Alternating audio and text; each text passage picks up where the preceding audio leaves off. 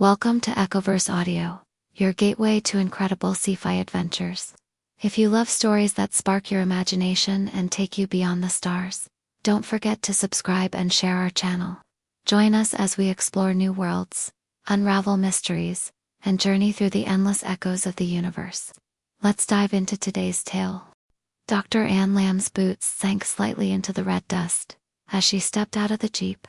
Before her, the eroded stones of Göbekli Tepe jutted out like the bones of a buried titan. The rising sun cast long shadows across the half-excavated site, painting each ancient pillar in golden blood. She adjusted her scarf and pulled her leather satchel tighter across her shoulder. This was her fourth visit to the site, but something felt different this time. Something unseen, waiting. "You're early?" came a familiar voice behind her.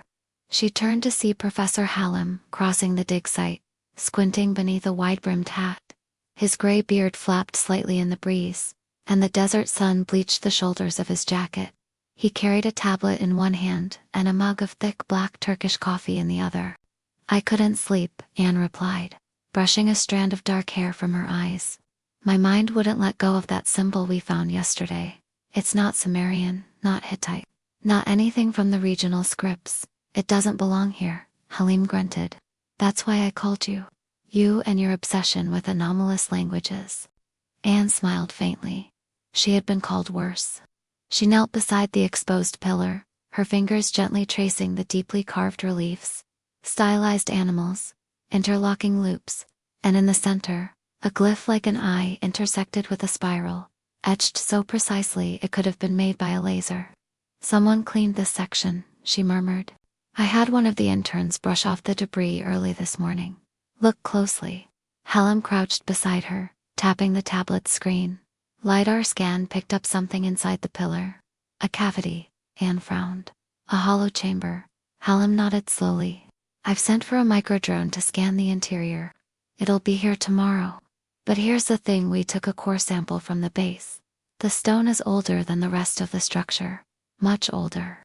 Anne turned sharply. "That's not possible. Göbekli Tepe is already dated to 9600 BCE. Try 20,000 years. Her breath caught in her throat. She stared at him, searching for a hint of a joke in his eyes, but found only steel and shadows. That would rewrite everything. Agriculture, civilization, would have started under very different circumstances, Hallam finished for her. "And there's more." He reached into his satchel and pulled out a small black case. From within it, he withdrew a fragment of something that looked like obsidian. But as the morning sun hit it, tiny circuits shimmered inside, like veins of light. Anne took it gingerly, her heart pounding. The shard was cool to the touch, too cold. Where was this found? "Inside the sealed chamber beneath Pillar 18. No one's gone in yet. It was wedged into a crack in the limestone. This isn't human tech. It looks off-world." "I was hoping you'd say that." Anne looked up from the artifact, and for a brief moment, the wind fell silent. The morning noises, the scraping of tools, the chatter of workers, even the birds vanished, as though the earth were holding its breath. She knew then, deep in her bones, that she was standing on the edge of something vast. Something buried not just in the sand, but in time itself. And whatever had been hidden here was not meant to be found. Anne couldn't shake the chill clinging to her skin.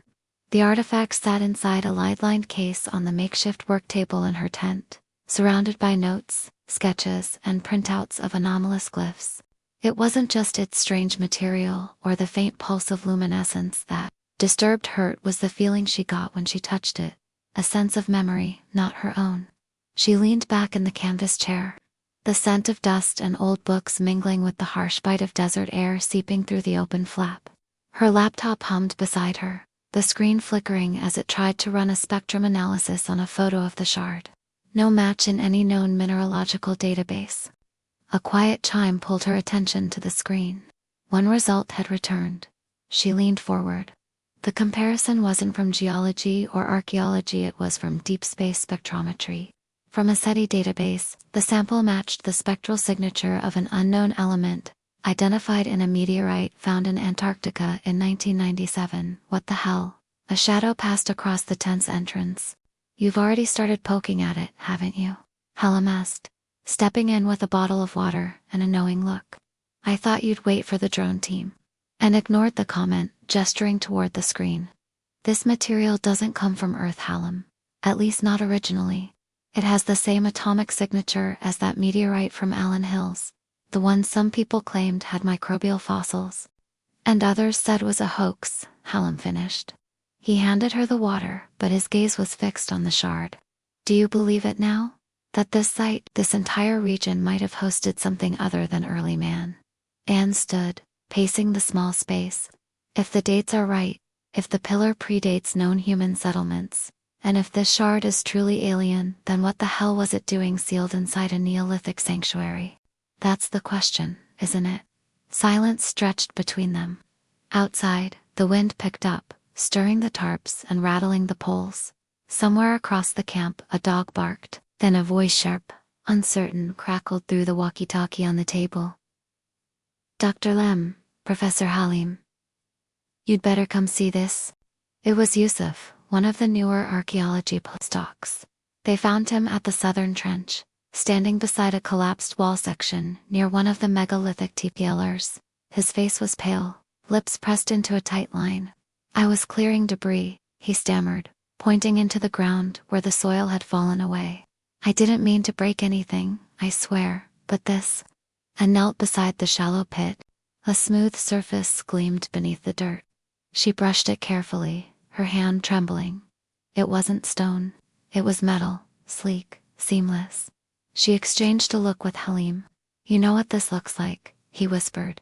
She nodded a door, and just then, the wind died again. The air shifted heavier, as if they'd stumbled into the exhale of some ancient machine slowly coming back online. Somewhere beneath their feet, something was waking up. They worked through the night. Floodlights cast long skeletal shadows across the dig site, turning Göbekli Tepe into something otherworldly more fitting to the revelation that had begun to unfold beneath its surface. Anne stayed crouched beside the trench long after the others began bringing in equipment, unable to take her eyes off the smooth metallic surface, now partially exposed. It wasn't corroded, not even scratched. Whatever it was, it had been protected from time and weather, as if wrapped in the vacuum of space. By 3:12 a.m., the upper half of the structure had been cleared. It was indeed a Duraval seamless, with no hinges or latches, just a faint depression in the center, the size of a palm. It hummed faintly if one pressed close enough, like the purring of something ancient and patient. "It shouldn't be here," Yusuf said under his breath. He stood back from it as if afraid it might open and devour him whole. "We're in a Neolithic site. This thing belongs in orbit, or on Mars." Anne reached forward and placed her hand gently over the indentation. Nothing happened. For a moment, she was relieved. And then, as her palm lifted, the surface beneath began to ripple not physically, but optically, as if the door were suddenly a pool of dark mercury catching a breath of wind. A faint line of light traced itself around the outline of the doorway. Then it hissed. A breath of cold, sterile air escaped from inside, and the stone around them seemed to moan in protest. The door slid inward impossibly smooth. Soundless sand then receded into the earth. Behind it, a tunnel descended into darkness. No one spoke. Even the wind had forgotten to blow. Anne shone her flashlight into the opening. The tunnel wasn't hewn from rock. It was perfectly smooth, like the interior of a spacecraft. A material that looked like brushed onyx, but responded faintly to the light with iridescent blues and violets. Strange markings ran along the wall's glyphs, similar to those carved into the standing stones above, but cleaner, sharper, glowing faintly with residual energy. Yusuf made a small choking noise. Halim swallowed hard. "Get the suits," Anne said quietly. "And the drones." 40 minutes later, they were ready. Halim refused to stay behind, despite her protests. Anne led the way, drone hovering ahead, its lights bouncing across the smooth corridor. Every few steps, she saw details in the walls that made her question the limits of human imagination. Diagrams that looked like star charts, models of double helix spirals, renderings of humanoid figures, unlike any depicted in Mesopotamian art. About 40 meters in, the tunnel opened into a chamber. It was circular, domed, massive. The ceiling seemed impossibly high, lost in shadow. At the center stood a platform of silver-white metal, floating about 2 meters off the ground, supported by nothing. The drone's camera feed blinked and died. Static burst across the tablet. Then something moved. Not from the shadows but in her mind. Anne froze. A flash, no, a memory, not her own, shot through her skull like lightning. A vast black sky. A silver craft hanging above a blue planet. A being with eyes of pale gold reaching toward her. She gasped and stumbled back, heart hammering, suddenly aware of the silence around her. Halim and Yusuf were staring at her. "You saw it too," Halim said, voice flat. She nodded slowly. "I think this place isn't just old," she whispered. "I think it's been waiting for someone who could open it, waiting for someone like her." The silence inside the chamber was total, like sound itself had been stripped from the air. Even their breathing felt distant, muffled. Anne stepped forward, eyes fixed on the floating platform. It pulsed softly, a rhythm like a heartbeat, slow, deliberate, ancient.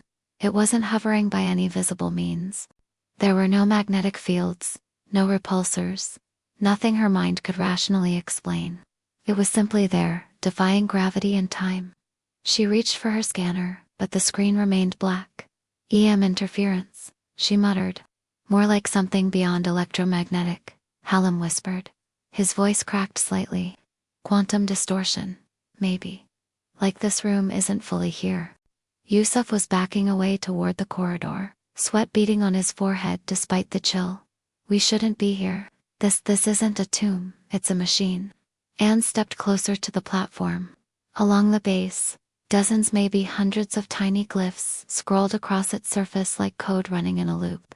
They weren't static carvings, they moved, morphing, adjusting as if reacting to her presence. The moment her boot crossed the base perimeter, the platform reacted. A beam of pale light burst upward from its center, projecting a three-dimensional map in the air. Anne almost dropped her light. It was a star chart, not symbolic, not stylized, real, dynamic, and impossibly complex. Her eyes scanned it, mind racing to match the constellations. Then she saw it, the sun, and orbiting Earth. "This is us," she breathed. "It's a navigation system." Yusuf was trembling now. "Dr. Lamb, we need to leave. We need to call this in. This is military grade." "No, extraterrestrial grade. That's exactly why we don't call anyone yet," she snapped, more sharply than she intended. "We don't know what this is, who left it, or why it's just now activating." Behind her, Halim moved toward the wall where one of the larger glyph clusters had begun to emit a low-frequency hum. He brushed his hand near it and staggered. His eyes rolled back for a second. Then he caught himself against the wall, panting. "I saw ... double quotes." He shook his head, as if trying to realign his thoughts. "I saw them. Creatures tall, with skin like metal and eyes like suns. They came down in vessels. They taught early humans how to shape stone, how to measure stars. They called themselves ... the Keepers." The word echoed in Anne's head like a forgotten dream. The Keepers. She didn't know the language, but somehow, she understood it. "They weren't gods," she whispered. "They were engineers." The platform dimmed, and the star chart collapsed in on itself with a flicker. Then came the sound. It was deep, mechanical, like a great engine awakening from sleep. The ground vibrated beneath them. "Something's powering up," Anne said. "It's responding to us." Halim looked around wildly. "Or to you."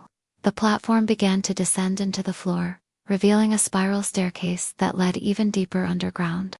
Air whooshed upward from below, cool, clean, impossibly sterile. Lights ignited along the stairwell, one by one, without anyone touching a thing. Anne turned to Halim and Yusuf. "I have to see what's down there." "You go down there, we might not come back up," Yusuf said, panic rising in his voice. "I know." Halim met her eyes, steady. He gave a slow nod. "Then we go together." They descended, and somewhere in the dark, beneath the ruins of a temple 10,000 years too old, something was preparing to reveal a memory not of this world. The staircase was longer than it should have been. They descended in silence, each step echoing like a drumbeat into the unknown. The lights embedded along the walls were not electric, at least, not in any way Anne could explain. They pulsed softly, rhythmically, casting cool white light that never flickered, never dimmed. She brushed her fingers along one, and it was warm, almost alive, as though the walls themselves were breathing. Yusuf's nerves frayed with every step. We're underground, very far. This depth doesn't match any scans. This chamber, this entire structure, it wasn't built. It was embedded.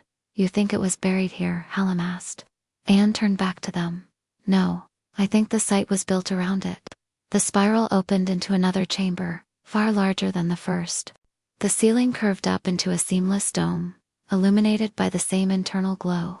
Along the walls, thousands of symbols shimmered too fast to read, like a constantly shifting language, not meant to be understood linear. At the far end stood a structure known as a sarcophagus or a pod.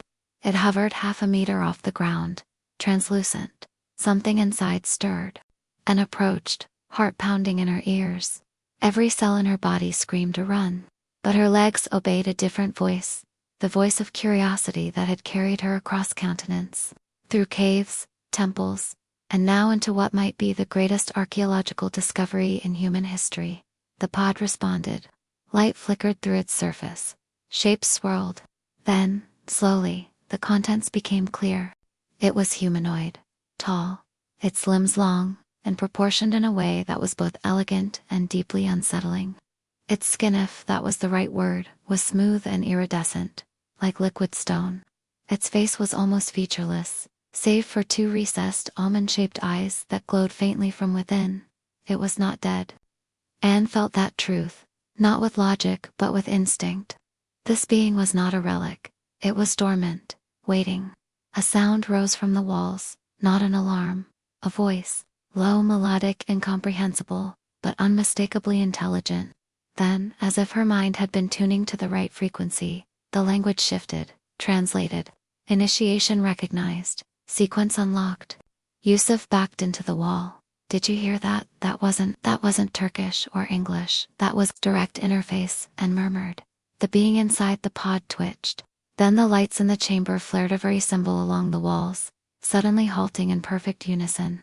A beam of light scanned the room, halting as it passed over Anne. The voice returned. Genetic correspondence confirmed. Custodian identified. She stepped back. Custodian, a low chime rang out. The pod hissed. Mist vented from its seams. The being inside shifted again slowly, like a dreamer stirring from a long, cold sleep. Halim pulled Anne back instinctively. This isn't just archaeology anymore. This is first contact. No, Anne whispered, eyes locked on the pod. It's second contact. The being's eyes opened. Golden light poured out, not just illumination, but images, sound, sensation. Anne saw flashes, primitive humans drawing in the dirt. This being, or one like it, standing among them, vast machines hovering over fields, stars aligning into gateways, a massive cataclysm, fire in the sky, then, silence.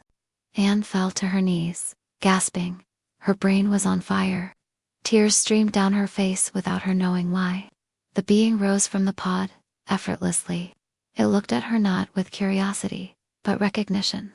It spoke, its voice echoing not in air, but in thought. You have returned. The cycle begins again. Anne couldn't move. The being stood before her, tall, radiant, alien in every possible sense, yet familiar in a way that struck something primal deep in her chest. Not terror, not even awe, something older, memory. It wasn't just that she was looking at a relic of another civilization. She felt, impossibly, that this being knew her. The chamber vibrated softly as the being stepped forward. Each movement was weightless, as though gravity responded differently around it. Its eyes, those molten gold, sunlit voids, did not blink, did not waver. You have returned, it said again, but not aloud. Its voice bloomed in her thoughts like a dream half remembered. We left the seed in your kind, for this moment. You are the result. Anne tried to speak. Her mouth moved, but her thoughts formed faster than language. The being understood anyway. What are you? She managed. It tilted its head, and suddenly her mind filled with images, no downloads of information she could not parse but instinctively felt to be true. A starfield marked with coordinates that shifted as she looked. Fleet of vessels, some sleek and living, others massive and angular, dispersing from a blue-white world. Then the Earth, in a younger time, clouded in mist and volcanic smoke. We were the caretakers, the voice said. We planted knowledge, guided form, shaped thought, but you were not ready. The first cycle failed. Halim was on one knee beside her, wide-eyed. Yusuf was crying, shaking uncontrollably against the wall. You mean humans? Anne asked. You made us. No, we helped you become. Your kind was chosen not for perfection, but for potential. You were a mirror of what we once were. Why? She whispered. Because we were dying. The images in her head turned cold. A world breaking apart. Internal war. Machines spiraling out of control. A race once like gods reduced to fragments in memory. This being, and perhaps a few others, had fled. Some had gone deeper into the stars. Some had come here. We preserved what could not be rebuilt, the voice continued. The vessel of memory. The archive. The vault. And the key. Anne's heart raced. The key, that's me. You are the convergence. The bloodline that carries the original code and the will to seek. Suddenly, she understood. The reason she had devoted her life to ruins, to lost languages, to forgotten gods. She was following breadcrumbs left not just by ancient peoples, but by them. Every myth, every symbol, every anomalous structure it was part of a global pattern. One humanity had forgotten. One she had unknowingly been decoding her entire life. The being turned slightly. It is not only knowledge that awakens now. From the wall behind the pod, a second structure emerged. A tall obelisk-like terminal. It flickered with light, showing not star charts this time but Earth, and above Earth ships. Not descending. Returning. The voice was quieter now, almost mournful. The others, they come not as teachers. They come to judge what was sown. The obelisk showed Orbital's fleets converging. Technology that dwarfed anything known to Earth's defense networks. Machines that carried extinction or salvation, depending on who answered their call. Anne backed away, breath shallow. Why now? Why return? The being looked at her. Because the time has come to decide whether you are worthy of what we left behind. A long silence followed. Then Hallam spoke, voice hoarse. And if we're not, the chamber dimmed. Then your gods become your grave.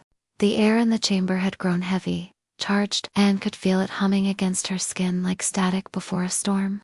The being's final words still echoed in her skull, reverberating against every belief she'd ever held about history, science, and human destiny. Then your gods become your grave. Halim swallowed hard, staring at the obelisk's projection of the earth. If those ships are coming, what happens to us? The being looked skyward, or rather, toward the dome ceiling, as if seeing through stone and soil and atmosphere. Judgment is not destruction, it is choice. But your world is fractured. You are not one voice. That is the first failure. Yusuf finally stood, though he clung to the wall as if the ground might betray him. This is insane.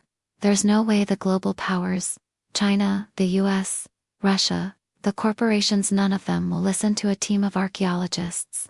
They will, Anne said quietly, still watching the obelisk. Because this isn't going to stay buried. As if in answer, a loud rumble shook the ground beneath them.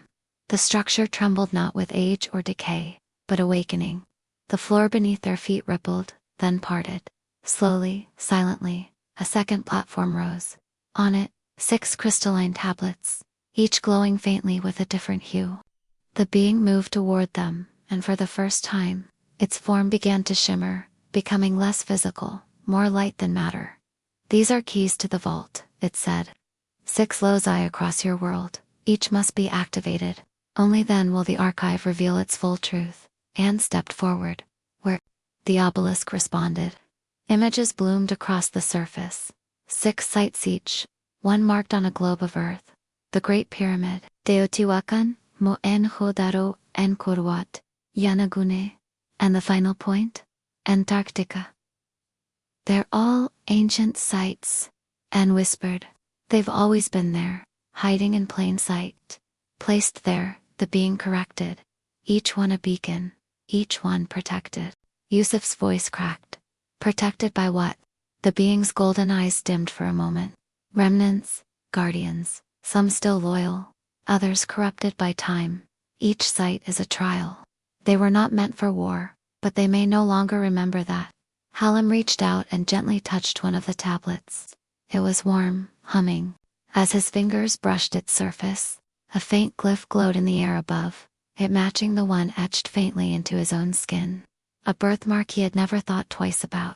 It pulsed, and then so did the others. Anne looked at her own arm. The mark she'd always thought was just a fragment of pigment on her shoulder, an odd line, almost symmetrical, was glowing faintly beneath her jacket. These weren't random, she said. We were born into this. The being's form flickered again. You are the convergence. The last generation to carry the seed. If you fail, it ends with you. Outside, the mountain rumbled. Alarms began to blare from the dig site above. Faint shouts echoed down the stairwell. Dust fell from the ceiling. They've detected something, Yusuf said, panicked. Seismic activity. Or, no, Anne said, her voice calm. They've seen the activation. She turned to the being.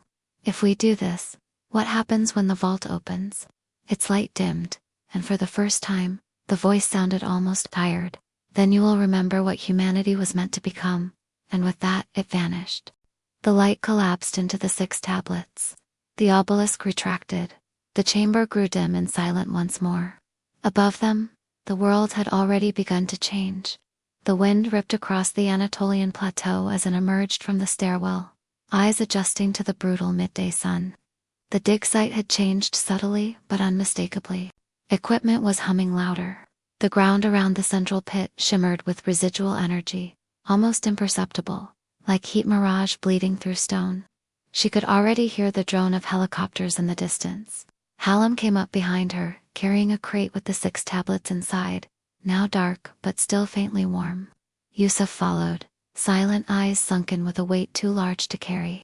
A man approached one of the university coordinators, face flushed with panic. Dr. Lamb, what happened down there? We're getting seismic readings. Radiation, my God, you triggered something, didn't you? Anne didn't answer him. She was staring at the sky.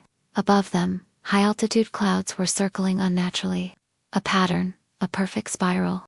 She turned to Halim. We have to move fast. They left the site that night. By morning, everything was locked down. Satellite imagery caught the spiral storm and strange atmospheric anomalies.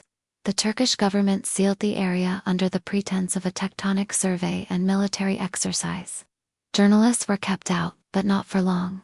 2 days later, a drone operator in western China posted footage from high altitude. A glimmer of light erupting from the pyramid of Teotihuacan, visible only in infrared. At first. Then came tremors from Angkor deep-sea sonar anomalies, near Yonaguni. A pulse from Mohenjo-Daro that disrupted GPS satellites for 3 hours. The sites were activating, all of them. And someone else had noticed. In low orbit above Earth, a black, silent object had arrived. It had no markings. It did not transmit. But NORAD saw it, as did the Chinese skywatchers. The Russians tried to jam it. Private satellites tried to image it. But cameras failed, pixels warped or melted entirely. To the human eye, it was nothing more than a long, black shard, like a blade stabbed into space. An artifact, or a sentinel, or both.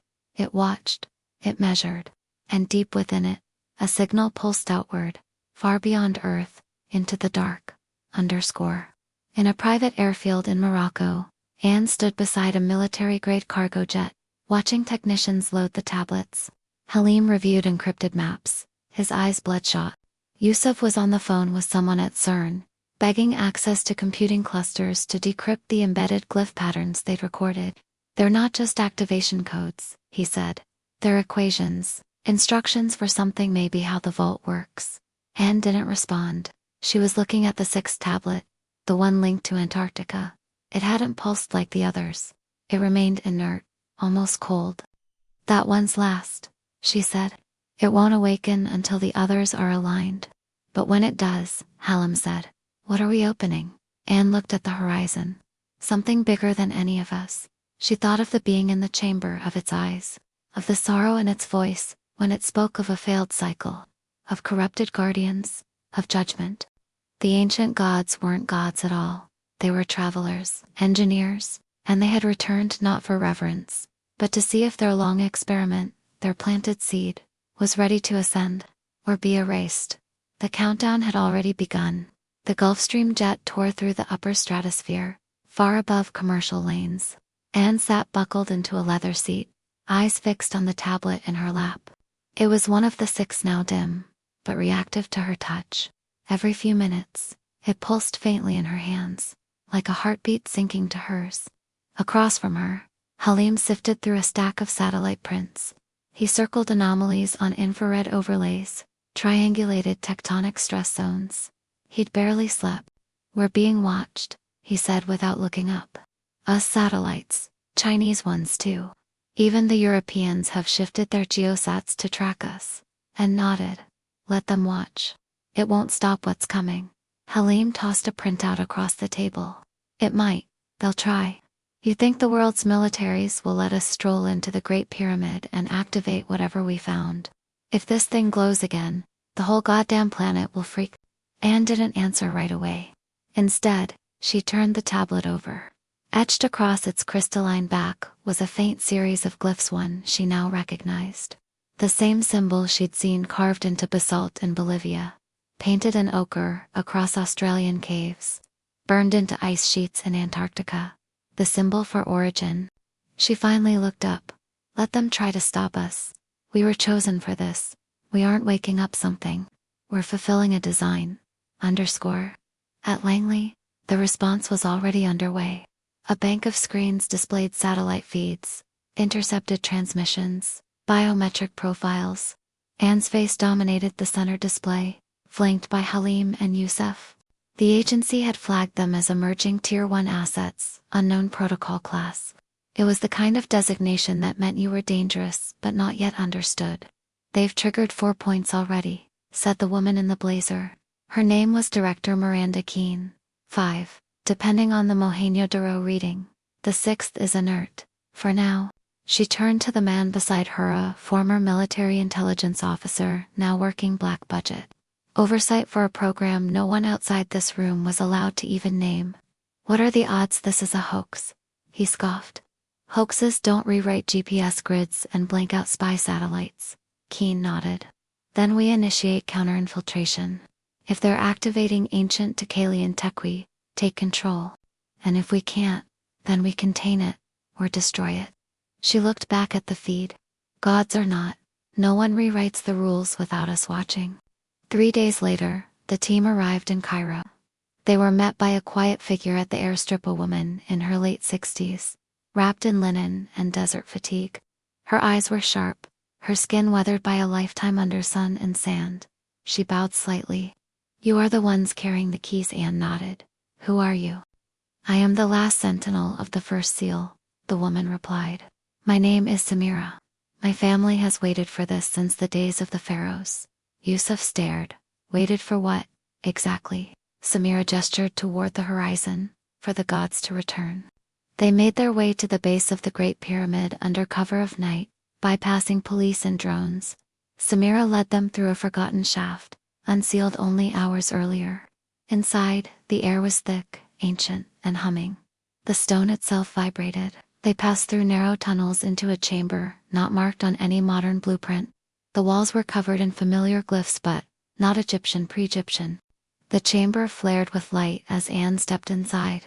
The tablet in her hands began to glow again, pulsing to life. Samira stepped back, reverent. "You are the key." The chamber floor shifted. A column of light burst from beneath the tablet and pierced the ceiling, like a vertical beacon slicing into the heavens. Above them, satellites adjusted, signals scrambled, and high in orbit, the black shard responded. It turned, oriented, and began to descend. The descent of the black shard sent ripples through every agency tracking the anomaly. Satellites scrambled to follow, radar locked in place, and global powers mobilized in shadow. Inside the chamber beneath the Great Pyramid, Anne could feel the pulse in the air, a rhythmic vibration, syncing with the tablet's glow, and, impossibly, with her own heartbeat. Samira's voice was steady but filled with awe. "This is the awakening. The convergence of your world's ancient past with its destiny." Anne glanced at Halim and Yusuf. "The vault isn't just a place, it's a process, a catalyst." Suddenly, the chamber's walls began to shift, stone panels, sliding apart to reveal a staircase spiraling downward into darkness that seemed to absorb light itself. "This is where it begins," Samira said. They descended into the unknown, the glow of the tablet lighting their path, deeper and deeper until the air grew colder, thinner. The tablet's glow brightened, revealing intricate carvings along the walls, depictions of beings with elongated limbs and eyes, like molten gold, walking among early humans, guiding, shaping, teaching. Then a warning: beware the corrupted, the fallen guardians who would deny the light. A chill ran down Anne's spine. The steps opened into a vast chamber filled with strange machines, complex, organic, alive. They pulsed with a slow heartbeat, as if the vault itself was breathing. In the center floated a crystalline sphere, fragmented but glowing fiercely. Anne reached out, the tablet syncing with the sphere, sending waves of energy that caused the fragments to shift and reform. Voices echoed around them, ancient, layered, speaking in a language older than stars. Suddenly, the sphere projected images of Earth ravaged by war, by plague, by ice and fire, and of a distant fleet descending ships, unlike any seen, casting shadows that blotted out the sun. "Judgment," Samira whispered, "not just by us, but by them." A shadow flickered at the edge of the chamber. The temperature dropped further. A figure emerged, a guardian, but twisted, its golden eyes replaced by black voids. Its form fractured and corrupted. "You do not belong here," it hissed. Anne stepped forward, heart steady. "We carry the key, the seed, the future." The guardian lunged. The vault awoke. The guardian's sudden attack threw the chamber into chaos. Anne barely dodged the swipe of its elongated arm, feeling the rush of corrupted energy close enough to scorch her skin. The pulsating machines around them responded, flickering erratically, as if unsure whether to protect or betray. Halim raised his tablet, casting a soft light that seemed to repel the shadowy figure momentarily. Yusuf pulled out a compact device, emitting a high-frequency pulse intended to disrupt the corrupted energy fields, but it had little effect. Anne's mind raced, piecing together the cryptic warnings from the glyphs. Corrupted guardians, fallen protectors twisted by time and neglect. They fear the light because it can cleanse them. The guardian snarled, voice echoing like broken glass. "You bring ruin, not salvation. The cycle ends with oblivion." The crystalline sphere in the center pulsed brighter, its fragments rearranging rapidly as if reacting to the conflict. Anne realized the vault was alive, conscious in some alien way, responding to their intentions. Steeling herself, Anne stepped forward and pressed her hand against the sphere. A surge of energy coursed through her, images flooding her mind, visions of the ancient race that had seeded Earth, their triumphs and tragedies, their flight from a dying civilization. She saw the cycles of intervention and withdrawal, the hope that humanity might one day rise beyond its flaws. The guardian howled in rage, its form unraveling under the sphere's radiant power. Anne's voice rang out clear and resolute. "We are not the end, we are the next beginning." With a final pulse, the sphere emitted a wave of light that swept through the chamber, purging corruption, healing fractures. When the light faded, the guardian was gone. The machines hummed in harmony, the glyphs glowing softly. Anne turned to Halim and Yusuf, breathless but determined. "The vault is opening. The future is waiting." Outside, above the sands of Egypt, the black shard had landed. Its surface shimmered with ancient inscriptions. The black shard rested silently on the desert sands, its edges humming with a power that seemed both ancient and alive.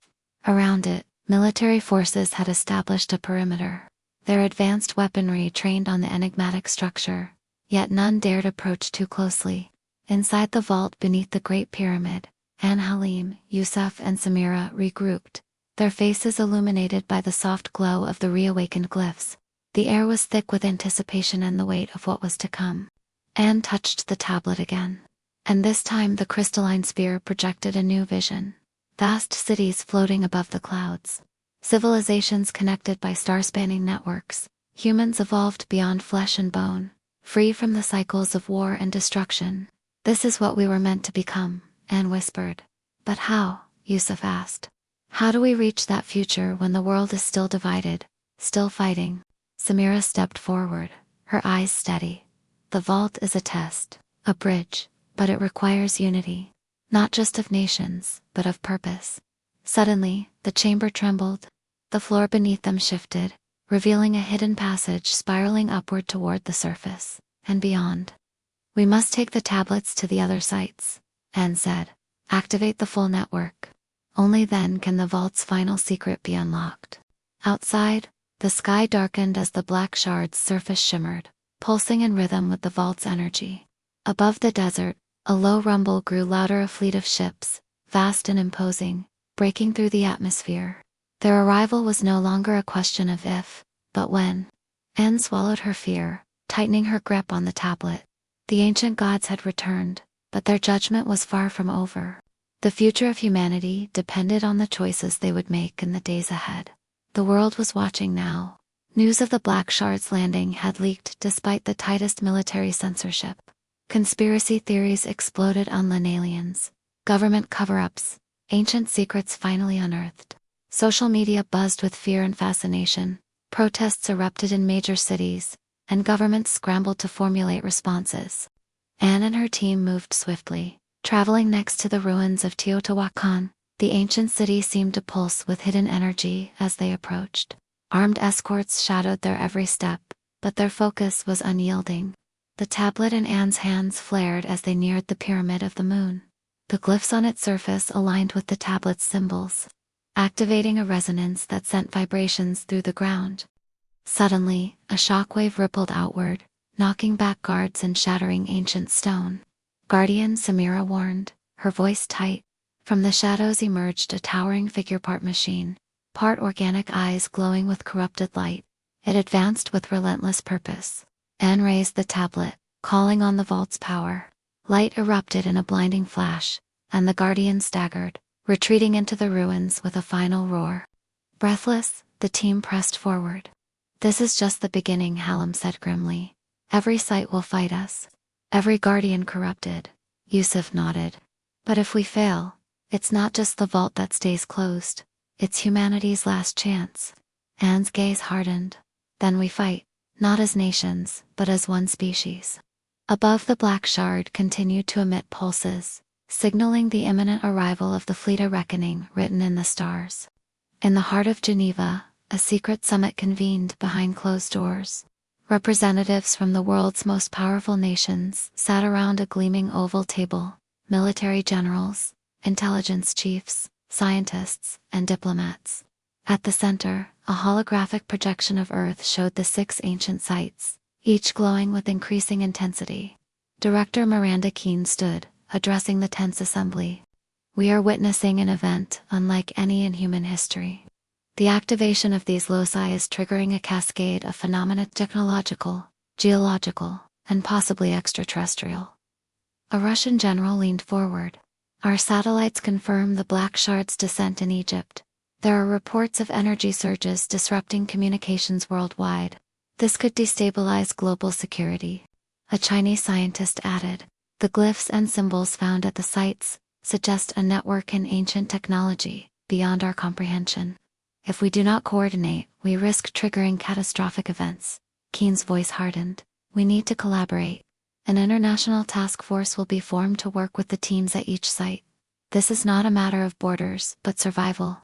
Meanwhile, halfway across the globe, Anne and her team received a secure transmission, a summons to the newly formed coalition.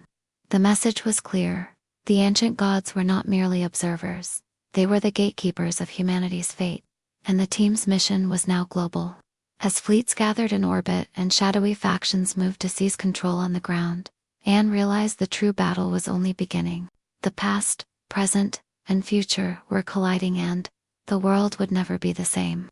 The international task force assembled at a remote facility near the Siberian permafrost, where one of the dormant sites awaited awakening. Scientists and soldiers from rival nations worked side by side, their uneasy alliances bound by the shared urgency of the moment. Anne, now recognized as a key figure in the unfolding events, addressed the group. Her voice steady despite the weight she carried. "These sites are connected, part of a network designed by an ancient civilization that once walked among us. They weren't gods, but travelers, engineers who planted the seeds of our evolution." A British scientist interrupted. skepticism clear. If this is true, why reveal themselves now? What changed? Anne glanced at the tablet, its glyphs flickering in response. Because the cycle is ending. The guardians are awakening, some have fallen. The corrupted want to reset the experiment. Suddenly, alarms blared. Sensors detected a breach at the Antarctic site. Halim's voice was tense over the comms. They're here. The corrupted guardians. Without hesitation, the team mobilized. Outside, the endless ice stretched toward the horizon, a silent battleground awaiting. Anne felt the weight of the ancient legacy pressing down. This was no longer just about discovery, it was survival. And the fight for humanity's future had begun. The biting cold whipped against their faces as Anne Halim Youssef and the multinational task force approached the hidden site beneath the Antarctic ice. The landscape was a stark expanse of white, broken only by the jagged opening to the vault's chamber. Snow swirled in fierce gusts, visibility low, but the tablet's glow cut through the gloom, pulsing steadily. Inside the cavern, the air was eerily still. The walls, carved with unfamiliar symbols, seemed to absorb sound. As they advanced, shadows flickered at the edge of their vision and scene watchers. Suddenly a thunderous roar echoed through the chamber. From the darkness emerged the corrupted guardian, a towering figure, a monstrous fusion of machinery and organic matter, eyes burning with a malevolent red glow. The guardian lunged, sending shockwaves that cracked the ice floor. Soldiers fired plasma rifles, but their shots barely slowed the creature. Yusuf activated a device that emitted a high-frequency pulse, momentarily staggering the guardian. Anne stepped forward, clutching the tablet. The glyphs flared, responding to the threat. She placed the tablet against the wall, and a surge of light erupted, forming a protective barrier around the team. "Hold the line," she commanded. The guardian screamed, claws pounding against the barrier. The ancient tech responded, emitting a hum that resonated with the chamber structure, reinforcing the shield. Outside, satellite feeds showed a ripple effect, energy pulses radiating from the Antarctic vault, synchronizing with other sites worldwide. The fight was spreading, and knew this was just the beginning. The ancient god's experiment was awakening, and so was the storm. As the shield held firm in the Antarctic vault, Anne's mind raced. The interconnectedness of the sites meant every battle here rippled across the planet. She glanced at Halim, who was already working on a device to amplify the tablet's power. "We need to synchronize the activation," Halim said urgently. "If the sites aren't aligned perfectly, the vault's energy could collapse or worse, unleash something uncontrollable." Yusuf nodded, fingers flying over a portable console, trying to decode the tablet's embedded sequences in real time. Suddenly, the chamber's hum deepened into a bass note that vibrated through their bones. The corrupted guardian snarled, but froze, its red eyes flickering as if struggling against an invisible force. Outside the vault, the black shard began emitting a low-frequency pulse, syncing with the vault's rhythms. Satellites recorded atmospheric distortions as storms erupted simultaneously at each site. Back in the control room, Keen and her team watched in awe and fear. "Whatever is coming," Keen said, "it's bigger than any of us imagined." Anne's voice came over the comlink. "Prepare for the final activation. This is the moment of reckoning." The ancient race's legacy was awakening fully. Humanity's fate now rested on a razor's edge. The atmosphere thickened as the ancient sites pulsed in unison, their energies weaving a complex web across the planet. In the vault beneath the Antarctic ice, Anne and her team synchronized their efforts, feeling the weight of millennia pressing down on their shoulders. The corrupted guardian stirred, weakened but not defeated, its form flickering like a dying star struggling to reignite. Anne reached out, placing the tablet onto a crystalline pedestal that resonated with a soft, harmonic tone. A brilliant cascade of light erupted, flooding the chamber and illuminating intricate star maps etched into the walls, maps that extended beyond Earth into the vast expanse of the cosmos. Suddenly, the voice from the vault echoed inside Anne's mind, not hostile, but ancient and sorrowful. "You carry the burden of our legacy, the hope for a new dawn." Outside, the black shard lifted slowly from the desert sands, rotating and opening like a massive eye. From its core, a beam of light shot upward, piercing the sky and sending a ripple through the planet's magnetic field. The world held its breath. The gods had returned not as myth, but as a cosmic reckoning.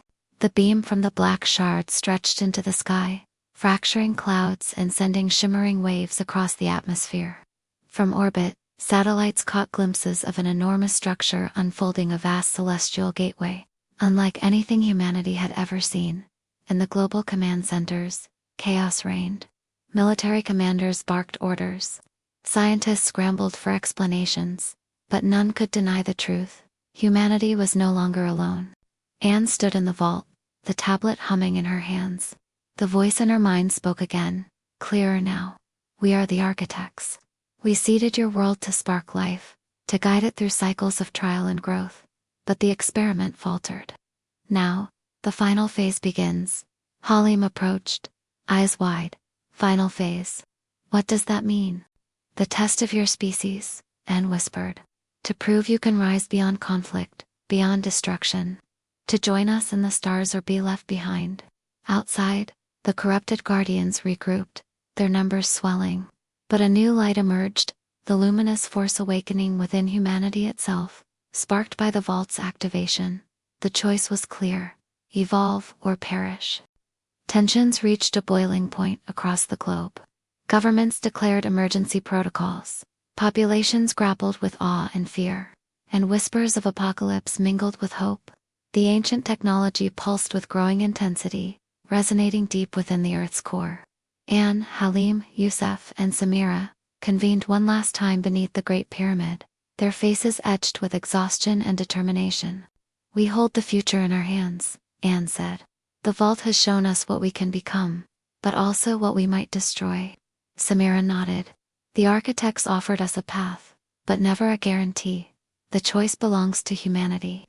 Suddenly, the black shard's beam shifted, splitting into 6 rays that connected with the other sites worldwide.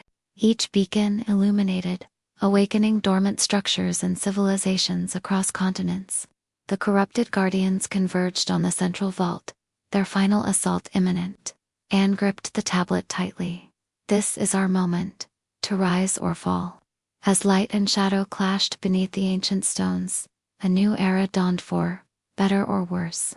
The ancient gods were not just myths. They were the architects of destiny, and humanity's story was just beginning. The clash beneath the pyramid was thunderous, the air thick with ancient power and raw determination. The corrupted guardians pressed their assault, relentless and unforgiving, but Anne and her team, fortified by the vault's light, stood unwavering. Each pulse from the tablet sent waves of energy that repelled darkness, weaving bonds between the awakened sites. Around the world, millions watched as dormant monuments stirred to life, giant structures realigning, emitting light that pierced the night. In the midst of battle, Anne felt the vault's voice, gentle but insistent. You carry the hope of your kind. Trust in the unity forged through struggle. With a surge, the corrupted guardians faltered, their forms breaking apart into shimmering dust, swept away by the light. As dawn broke, the skies above the pyramid shimmered with an ethereal glow. The black shard, now a beacon of harmony rather than menace, pulsed softly, a symbol of a new covenant. Anne looked to the horizon, knowing the journey was far from over. Humanity had awakened not just to its past, but to its vast, uncharted future. With the corrupted guardians defeated, a profound calm settled over the ancient sites. The vault beneath the Great Pyramid emitted a steady, soothing glow, a beacon of newfound harmony. Governments worldwide began to dismantle their emergency protocols, replaced by cautious hope. Anne stood among her team, gazing at the tablet now, pulsating gently in her hands. The glyphs no longer flickered with urgency but with promise. The architects left us a gift, Hallam mused. A chance to evolve beyond our history of conflict. Samira nodded. But it's also a responsibility. To protect, to guide, to continue the cycle with wisdom. Yusuf smiled, the weight of the journey finally lifting. Maybe the gods weren't distant beings after all. Maybe they were the first travelers, watching, waiting, hoping. Anne looked to the sky, where the black shard's light had become a permanent fixture. A reminder of humanity's place in the cosmos. The future was unwritten, and now it was theirs too, right? The world slowly began to change. The ancient sites, once silent and forgotten, became centers of learning and cooperation. Scientists and scholars from every corner of the globe gathered to study the vaults and the technology left behind by the architects. Anne found herself at the forefront of this new movement to bridge between the past and the future. She traveled from site to site, sharing knowledge and fostering unity among the diverse cultures and nations. New technologies emerged, blending ancient wisdom with modern innovation. Diseases once thought incurable began to retreat.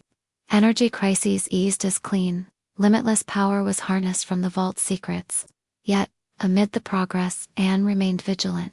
The echoes of the corrupted guardians were a reminder that balance must be maintained, and that the path forward would not be without challenges. But hope prevailed. Humanity was no longer confined to myths or mere survival. It was ready to reach for the stars. Decades had passed since the vaults awakened, and the world had transformed. Cities gleamed with futuristic architecture, powered by the ancient technologies, rediscovered and refined. Space agencies, once rivals, now operated in unison, launching missions beyond the solar system. Anne stood aboard the flagship Celestial Dawn, gazing out at the stars through a panoramic window. Around her, a diverse crew prepared for their historic journey to the newly discovered exoplanet, marked on the star maps hidden within the vaults. This is what they intended, she mused aloud. A seed planted to grow into something greater. Her cum crackled. Halim's voice came through, steady and reassuring. The world is watching. We carry their hopes and our own.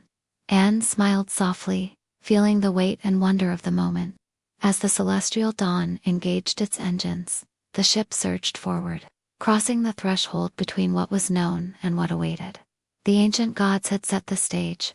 Now, humanity would play its part among the stars. The journey beyond the solar system was both awe-inspiring and humbling. Through vast stretches of cosmic void, the crew aboard the Celestial Dawn traveled guided by star maps, etched in the vault's remnants of a civilization that had long transcended Earth's bounds. Days turned into weeks as the ship's advanced systems monitored the exoplanet, growing closer, a pale blue gem orbiting a distant sun. Anne walked the observation deck frequently, contemplating the weight of their mission, not just exploration, but the hope of joining an ancient cosmic legacy. Suddenly, the ship's sensors detected a signal, subtle, rhythmic pulses emanating from the planet's surface. It was unmistakably artificial. Anne Hallam said, urgency in his voice. There's something alive down there, or someone. As they prepared to descend, the crew braced for first contact with whatever, or whoever was waiting. The ancient gods had left clues for a reason. Perhaps they were not just watchers, but guides. The future of humanity was no longer earthbound. It was cosmic. The Celestial Dawn entered orbit around the exoplanet, its sensors scanning for any signs of civilization. The rhythmic pulses grew clearer, an encoded signal, ancient yet deliberate. Anne and her team gathered in the observation chamber as the ship's AI decrypted fragments of the message. It was a greeting, a warning, and a plea all at once, transmitted in a language both alien and familiar. The message spoke of a civilization called the Architects, who had seeded countless worlds across the galaxy, including Earth. But it also spoke of a threat, an ancient force that had corrupted some of the Architects' creations, turning guardians into destroyers. Anne's heart pounded. This was the legacy they had inherited, the challenge they now faced. As the landing crafts prepared for descent, Anne whispered, "We are not alone, and our journey is just beginning." Below them, the alien landscape stretched, vast ruins covered in symbols matching those from the vaults on Earth.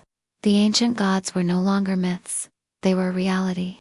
Touching down on the alien soil, Anne led her team through towering pillars, etched with the same glyphs found in Earth's vaults. The air was thick with an eerie stillness, broken only by the soft hum of their equipment. Each step forward unveiled more of the Architect's legacy, vast chambers filled with holographic records, star charts, and devices humming with latent power. It was a library of knowledge, a cosmic archive left to guide and protect. Yet, shadows lurked. The corrupted force hinted at in the message was not far behind. As they delved deeper, Anne felt the weight of history pressing down, a cycle of creation and destruction repeating across eons and worlds. Suddenly, sensors flared. Movement, something awakening in the depths of the ruins. Anne's hand tightened on her sidearm. "We've entered their domain." The ancient gods had set the stage once more. Now, humanity must face its greatest test. Darkness shifted beneath the towering structures, and from the shadows emerged twisted forms, guardians corrupted by the ancient force, their eyes burning with hostile intent. The air crackled with tension as Anne and her team prepared for battle in a world not their own. The corrupted guardians moved with uncanny speed, their bodies a fusion of organic sinew and alien machinery. Plasma blasts illuminated the cavernous halls, echoing against walls adorned with star maps spanning galaxies. Halim activated the tablet, its glyphs glowing fiercely. "This tech responds to us," he said. "We can fight back." Anne led the charge, coordinating their defense while deciphering the vault's technology to disrupt the Guardians' corruption. Each pulse of energy weakened the foes, but the deeper they went, the stronger the resistance. Amid the chaos, a deeper voice echoed in Anne's mind, ancient and weary. "You are not alone. The cycle must end." The battle was not just for survival. It was for the future of all seeded worlds. As the Guardians fell back, the voice in Anne's mind grew clearer, guiding her toward a vast chamber deep within the ruins. The walls shimmered with living light, revealing a cosmic tapestry of stars, worlds, and timelines intertwined. "You have seen the cycle," the voice intoned. "Creation, corruption, and renewal. The architects gave life, but also set the trial to rise beyond the past, or be lost to it." Anne stepped forward, the tablet responding with radiant energy. "What must we do?" "To break free," the voice replied. "To choose unity over division, to wield knowledge with wisdom, to become the true stewards of this legacy." Outside, the remaining corrupted guardians hesitated, their rage fading in the presence of the light. Anne knew the weight of the choice. The fate of not just Earth, but countless worlds, rested on their decision. The dawn of a new era was at hand. The chamber's light enveloped Anne and her team as the ancient voice echoed one final time. "The legacy is yours. Shape it wisely." A silence fell as stillness, pregnant with possibility. Around them, the alien ruins seemed to breathe, waiting. Anne looked at her companions, seeing reflected in their eyes the same hope and fear she felt. This was more than a mission. It was a responsibility to all life touched by the architects. She lifted the tablet, its glyphs pulsing in response. With a steady breath, she activated the final sequence, a harmonizing wave that spread across the planet and beyond, reaching the vaults on Earth and the other seeded worlds. The corrupted guardians dissolved into starlight, their dark influence lifted. A new chapter began, not just for humanity, but for all creation. As the celestial dawn prepared to return home, Anne whispered, "We are ready." The ancient gods had passed the torch, and the stars awaited. Returning to Earth, the crew of the Celestial Dawn found a world transformed not just by technology, but by a shift in consciousness. Nations collaborated openly, driven by a newfound understanding of their place in the cosmos. Anne stood beneath the now glowing Great Pyramid, surrounded by people from every walk of life, united by the legacy they had inherited. The tablet, once a symbol of mystery and power, was now a beacon of hope and guidance. She spoke softly to the crowd, "We are not alone." The ancient gods were travelers, guardians, and teachers. Their journey continues through us. It's our choice to build a future worthy of their gift. As stars shone bright overhead, humanity embraced its role not as passive recipients of fate, but as active creators of destiny. The universe was vast and filled with wonders yet to be discovered, and at last, humanity was ready to explore them. The end. Thank you for listening to Echoverse Audio. If you enjoyed this journey through the stars, please subscribe and share our channel to keep the adventure alive. Until next time, keep dreaming beyond the echoes of the universe.